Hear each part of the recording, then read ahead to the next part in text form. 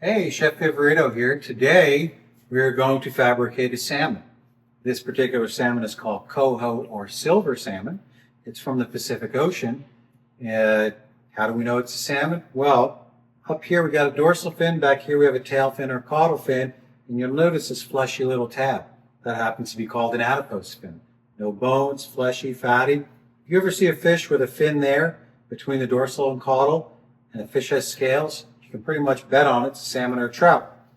We know that this fish came to us in a different market form than you're used to seeing. There's no guts, which some people call drawn, but if you don't see the head, it's most commonly called HNG, or H&G, or H/G. This is a headed and gutted salmon.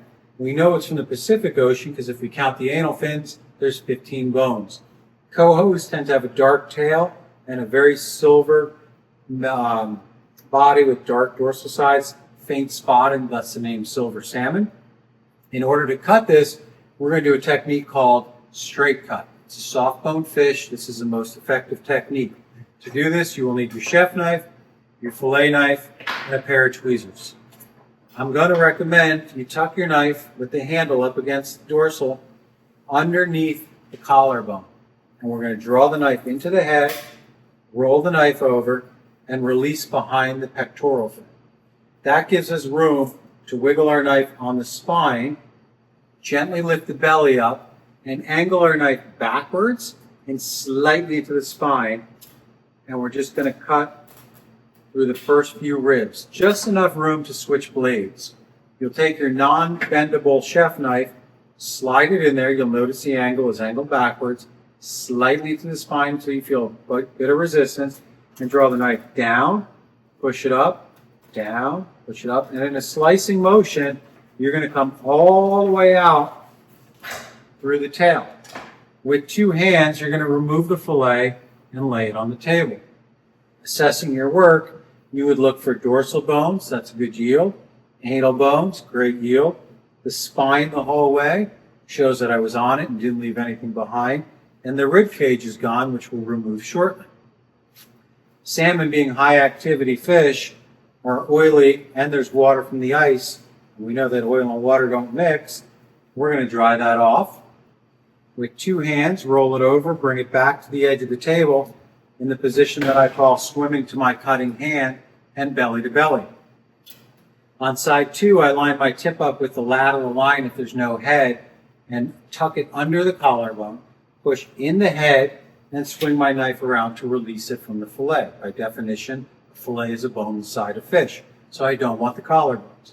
Once again, gently find your spine, roll the knife, tip on the table for side two because we want to capture all that rich, meaty dorsal flesh, and bring the knife through the first few ribs. You'll notice I have enough room for my chef knife. Take our blade and we'll clean it, and we're going to take it, slide it in, tip towards the table for side two, dorsal for dollars, angle it towards the tail because that's the direction we're cutting, and in short slicing motions, keep going. Never let the knife cross the center line of your body because it'll rise up and you'll cut short. Two hands will remove that, and here we have our frame. We'll lay off to the side. I have left behind rib bones, anal, dorsal. None of them people want to eat. So with an anal fin, it's permissible to take your knife and slice behind it, the angle at which it grows, for maximum yield. The dorsal fin, same thing. We're going to take our knife and we're going to get underneath those bones and any connective tissue and extra fat, and we're going to shave that off at the same angle at which it grows. And then we can scrape this out and use this later for salmon tartare or mousseline. Now, what's left, the rib cage, no one wants to eat this. Think of your ribs like this. We're going to keep our knife flat and just scrape the ribs, and when the cage ends, it's going to pop out. So we're going to take our knife, push our belly up, come down behind the ribs to release them off the fillet. It's still flat. Lift this flap up, scrape and pop out. Scrape and pop out. Your knife blade, always parallel to the table, scraping the bones, And then you got this nice yolk where you can still see the bones. On this fillet, swimming towards me, we're cutting out to in and high to low. Cut nice and flatly to release them off the fillet, and then we're going to scrape the bones. Notice I'm leaving that membrane behind and the pelvic fin. I'll let the chef who's getting these decide what to do with them. Lastly, you would swim both fillets towards you, head towards you, and look between the spine and the dorsal fins and gently brush back.